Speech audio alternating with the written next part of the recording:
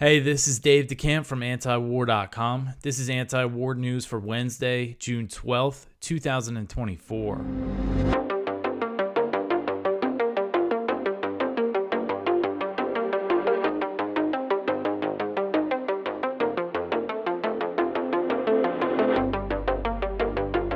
All right, the first story at the top of antiwar.com today, Hamas responds to ceasefire proposal.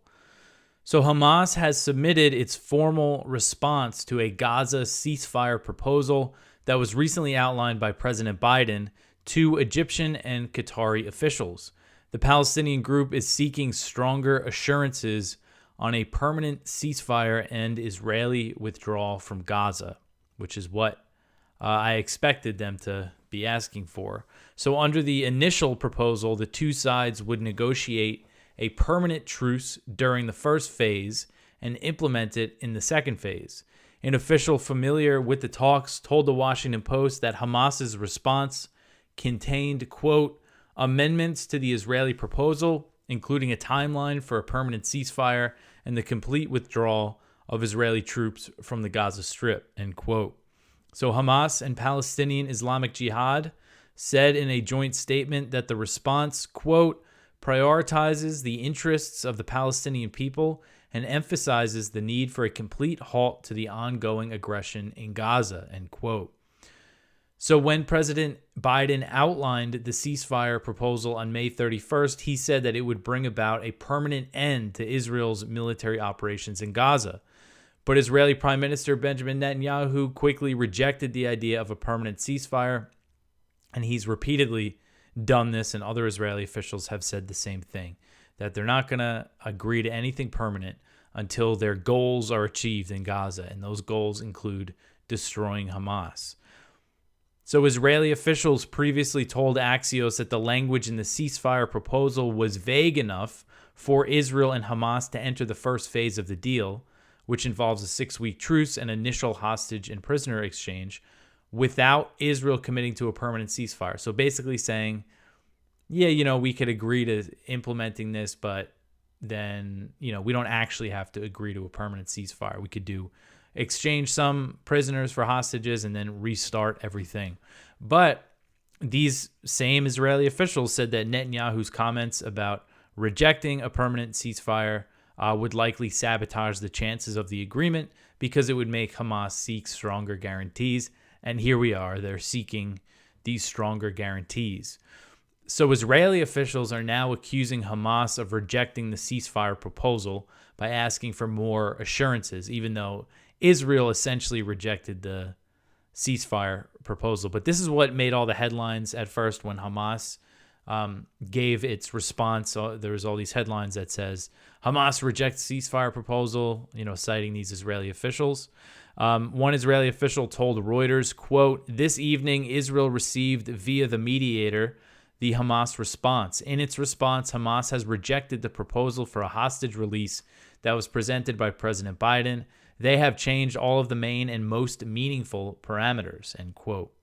And again, so Hamas is saying, and this U.S. official quoted by the Washington Post is saying that all they're really asking for is more guarantees about a permanent ceasefire and Israeli withdrawal, which we know Netanyahu doesn't want to do, and it doesn't look like he wants even a temporary ceasefire.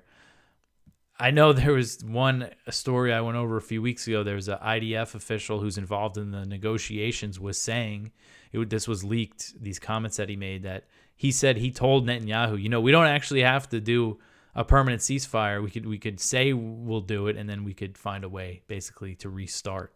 But anyway, so this response from Hamas came a day after the UN Security Council passed that resolution calling for a ceasefire that was based on the proposal from Biden.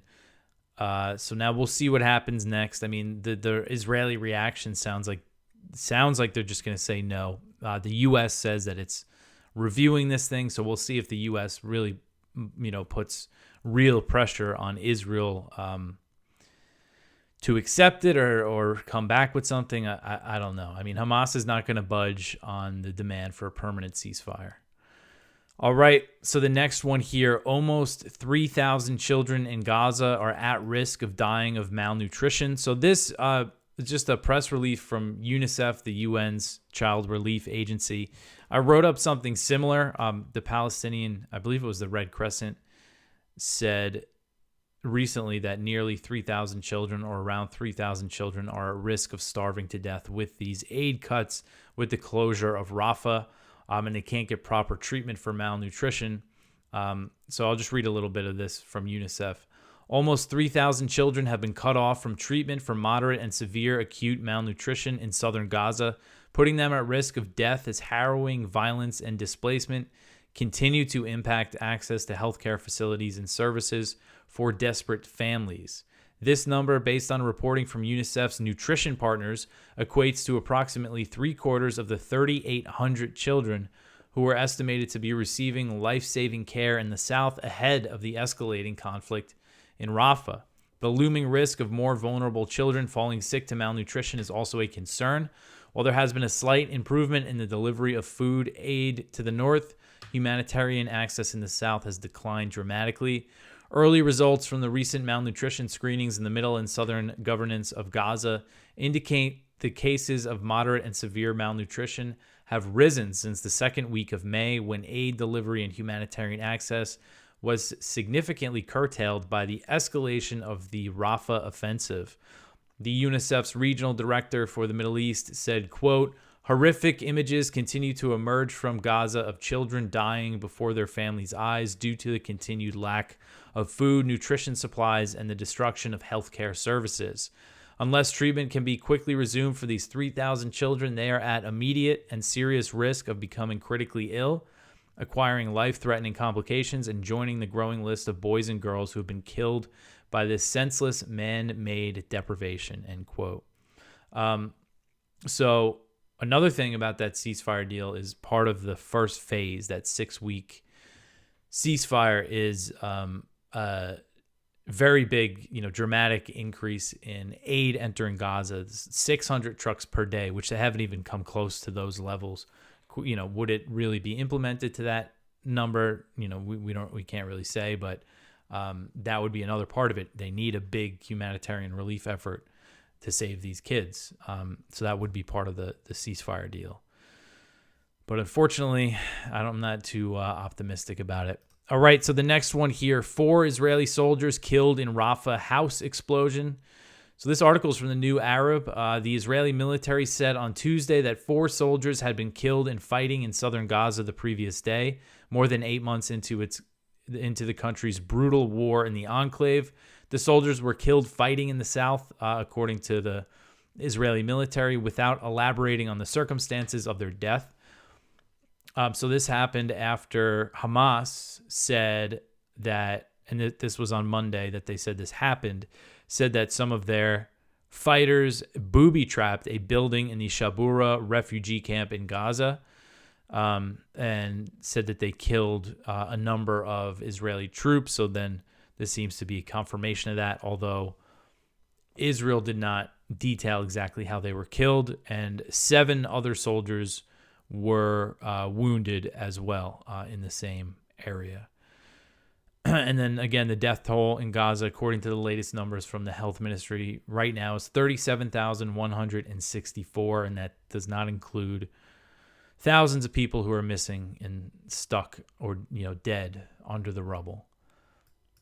All right, so the next one here, Israel kills a senior Hezbollah commander in Lebanon. This article is from Jason Ditz. An Israeli airstrike in southern Lebanon killed 4 people on Tuesday, including Abu Talab, who was described as a senior Hezbollah commander in charge of operations in the central region of southern Lebanon along the border. Israel has yet to comment on the killings, but Lebanese officials suggested it was a major event. They labeled this commander as the most important person in Hezbollah to be killed up to this point since October. Other Lebanese officials, though, said that he was about at the same rank as Wissam Tawil, who's a field commander who was killed in January. So the attack took place in the village of Joya. The identities of the other 3 people killed in the attack were not made public.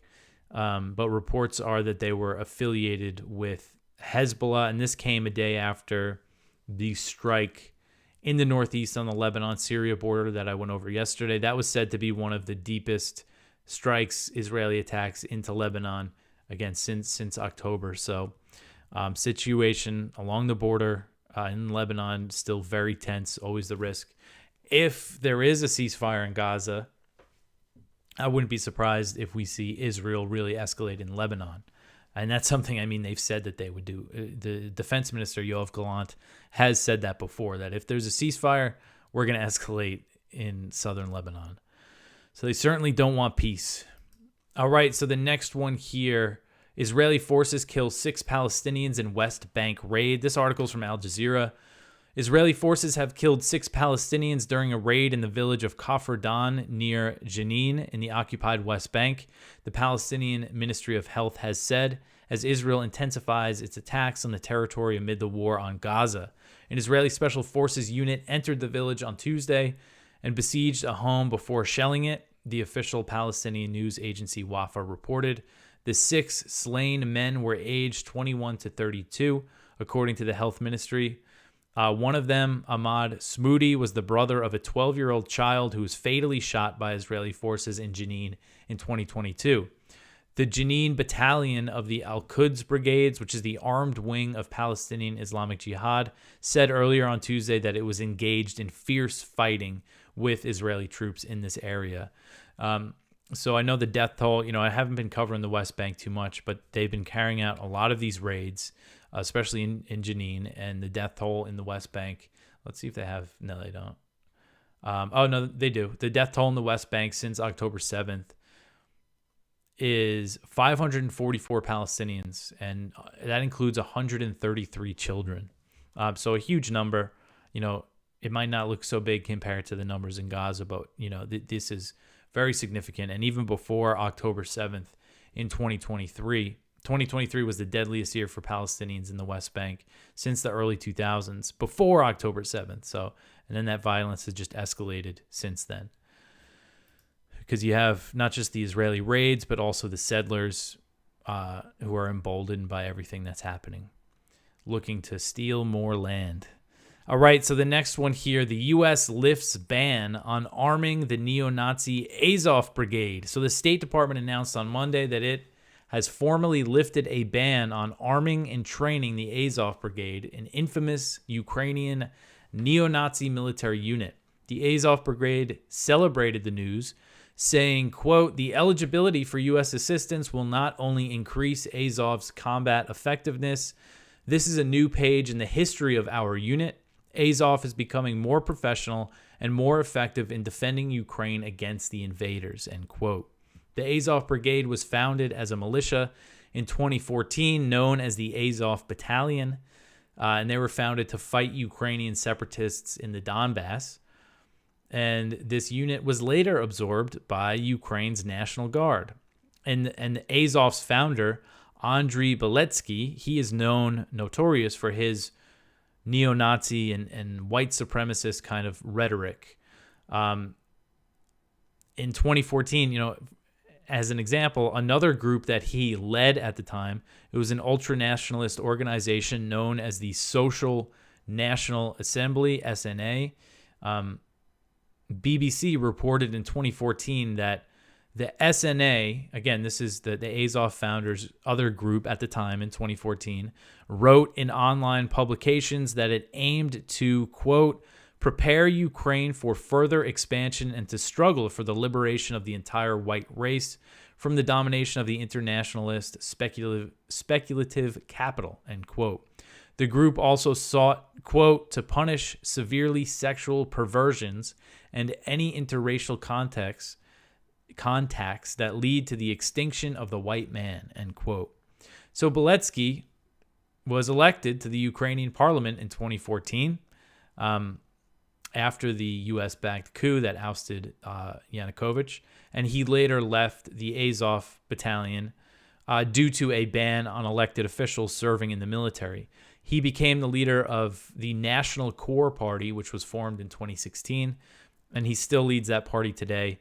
and he lost his seat in parliament in 2019. But he's still, this political party that he leads is part of, the political side of what's known as like the Azov movement, kind of the ultranationalist movement in Ukraine.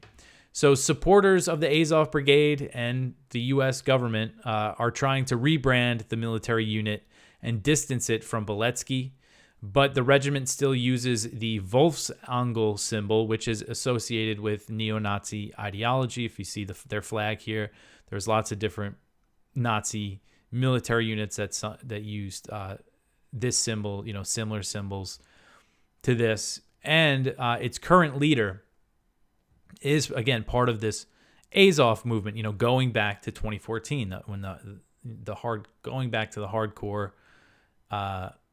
this ideology. They've kind of toned down the rhetoric because they know they want weapons from the U.S.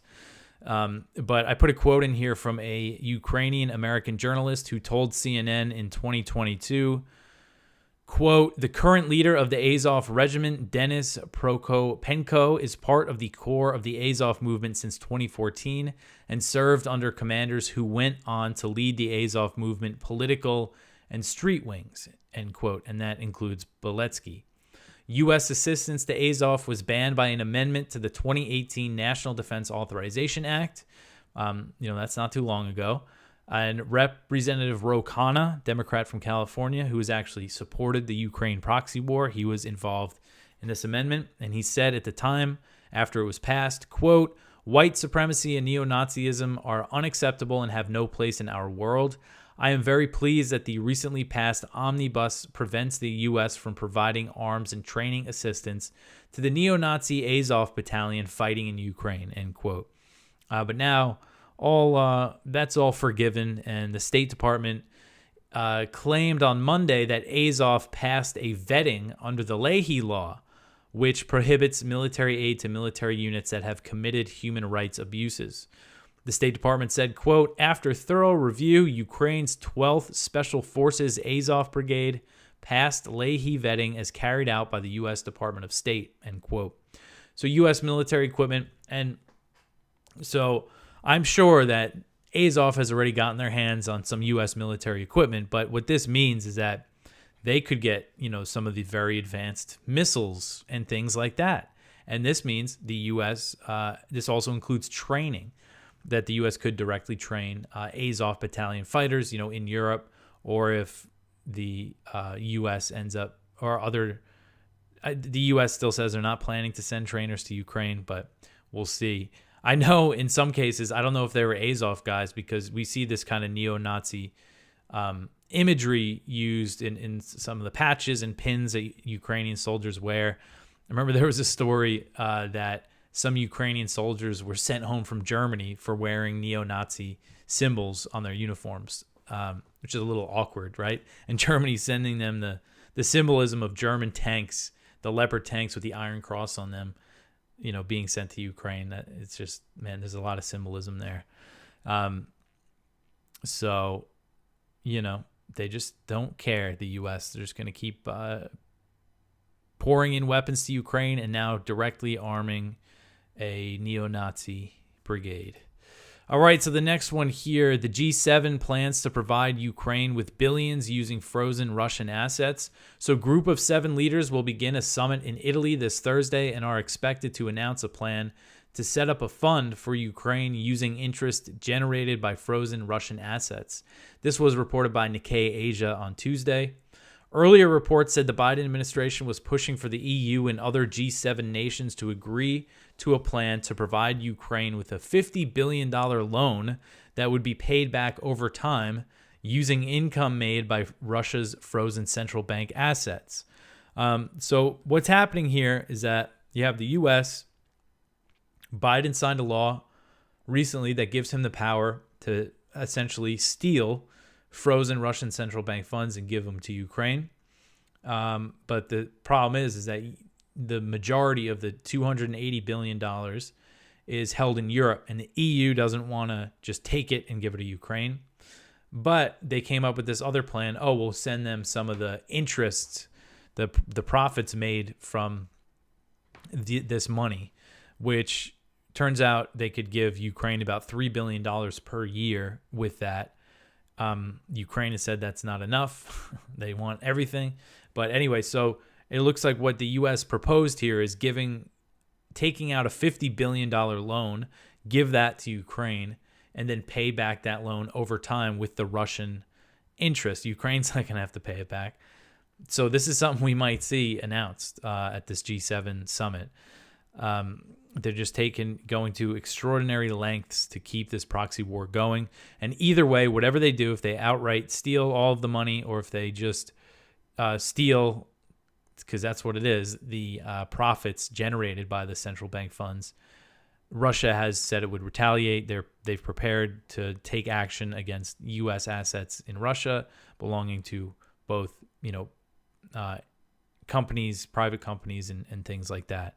So we'll see. It'll be a big escalation of this economic war against Russia if they go through with this. All right, so the next one here, the U.S. is shadowing Russian warships that are headed to Cuba.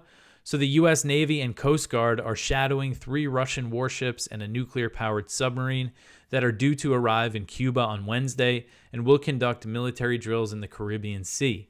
A U.S. official told CBS News that 2 U.S. Navy destroyers and 2 ships that tow sonar equipment are shadowing the submarine, while another destroyer and a U.S. Coast Guard cutter are following the 3 Russian warships, which include a frigate, a fleet oil tanker, and a tugboat.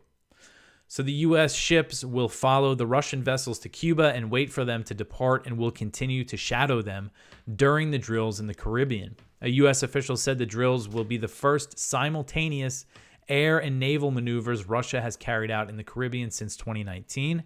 Both the frigate and the submarine are capable of carrying nuclear warheads, but Cuban officials have said that they will not be armed with nuclear weapons, and U.S. officials said they have assessed that as well, that they don't think they'll be armed with nukes.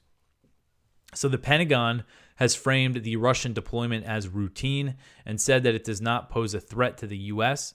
This is something that happens. It's not too rare that Russian ships visit Cuba. A Russian Navy ship docked in Havana last year. And according to Newsweek, their story on this, Russian naval visits to Cuba happened every year from 2013 to 2020. Again, these are the first significant drills that they're going to do in the Caribbean since 2019. So while you have the Pentagon saying that, the White House has also acknowledged that the deployment could be related to U.S. involvement in Ukraine, which has significantly escalated in recent weeks as President Biden has given Ukraine the green light to strike Russian territory with U.S. missiles. John Kirby said, quote, "Clearly this is them signaling their displeasure about what we're doing for Ukraine," end quote. So the Russian Defense Ministry said Tuesday that the Russian frigate Admiral Gorshkov conducted live fire drills in the Atlantic Ocean on its way to Cuba. The Admiral Gorshkov is armed with advanced hypersonic missiles. So it's going to be a little tense, I guess, in the Caribbean. The U.S. is going to, again, they're going to be shadowing these Russian ships, the whole way. And I know the U.S. always gives Russia a hard time if they have any encounters with Russian ships or planes, in the Black Sea or in areas near Russia. All right, so the next one here, Finnish forces conduct first NATO deployment. This article is from Kyle Anzalone at the Libertarian Institute. Finland, one of the new NATO members, has deployed fighter jets to another NATO nation, and this is the first time that they have done this as a member of NATO, so it's their first NATO deployment. And on Tuesday, 7 Finnish F-18s joined Romanian and British fighter jets in Romania for operations. So a commander in Finland's Air Force said, quote, "I'm sure that this enhanced air policing, air shielding mission, our integration into NATO, will take a big leap forward. We as a team will have learned a lot, and all this will boost NATO deterrence and defense," end quote. So it sounds like these are NATO patrols that they fly, near the Ukrainian and Russian borders. And Finland, of course, is a huge border with Russia, over 800 miles. So, Finland joining NATO is a very big deal, really raising the tensions. They're militarizing. Both sides are militarizing that border now. And, it just... Finland didn't have any problems with Russia. Finland never had to worry about Russia invading. But now they've joined NATO. And some of their politicians have even said, oh, yeah, we'd be, maybe willing to host nuclear weapons in the future sometime. All right. I guess they just want to be part of the club in Brussels. All right. So the next one here, where were we? Oh, Assange's extradition appeal hearing will start next month. So a hearing for WikiLeaks founder Julian Assange to appeal his extradition to the U.S. will be held next month on July 9th and July 10th. British court officials announced on Tuesday. So Assange, who is an Australian citizen, has been granted the chance to appeal his extradition on the grounds that he may not have the same First Amendment protections as an American citizen. Assange faces up to 175 years in prison and has been indicted with 17 counts under the Espionage Act and one charge for conspiracy to commit a computer intrusion for obtaining and publishing documents from a source, which is a standard journalistic practice. If he is convicted, very grave implications for press freedom in the U.S. and around the world. And these charges stem from the WikiLeaks, the Iraq and Afghan war logs that were published in 2010, the State Department cables that were also published in 2010 and 2011. So since 2019, Assange has been held in London's Belmarsh prison on no charges, as his legal team has fought the extradition, and his health has been deteriorating. His family, his lawyers are afraid that he'll die in an American prison if he's extradited to the U.S. So what WikiLeaks and Assange supporters are asking us to do, us Americans to do, if you're American, you could put pressure on the Biden administration by contacting your House representative and telling them to support H-Res 934, which was a bill introduced by Representative Paul Gosar of Arizona that calls for the U.S. to drop the charges against Assange. This pressure campaign is working. Last week, Representative Pramila Jayapal, Democrat from New York, she became the 12th co-sponsor of the legislation. So more are adding on. So give your representative a call. Give them an email, bug them about this. Just try to get more attention on this very, very, very important, issue and hearing that's coming up. All right, so the next one here, a poll finds that 73% of Filipinos support military action against China. So this article is from the South China Morning Post, and this might not sound that relevant to you if you're, an American or something. But you got to remember, this is an area of the world where the U.S. is committed to going to war if war breaks out, committed to intervening and defending the Philippines. So a new survey indicates an overwhelming majority of Filipinos support both military action and diplomacy to counter China's perceived threat in the South China Sea, which analysts say reflects growing public support for President Ferdinand Marcos Jr.'s increasingly assertive stance on the territorial dispute.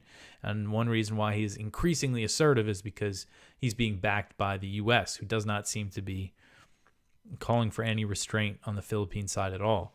So this survey, conducted in March as part of a series by private pollster Okta Research, tracking Filipino attitudes on the South China Sea dispute, showed that 73% of the 1,200 respondents nationwide favored further asserting the Philippines' territorial rights through military action such as expanded naval patrols and troop presence in the West Philippine Sea.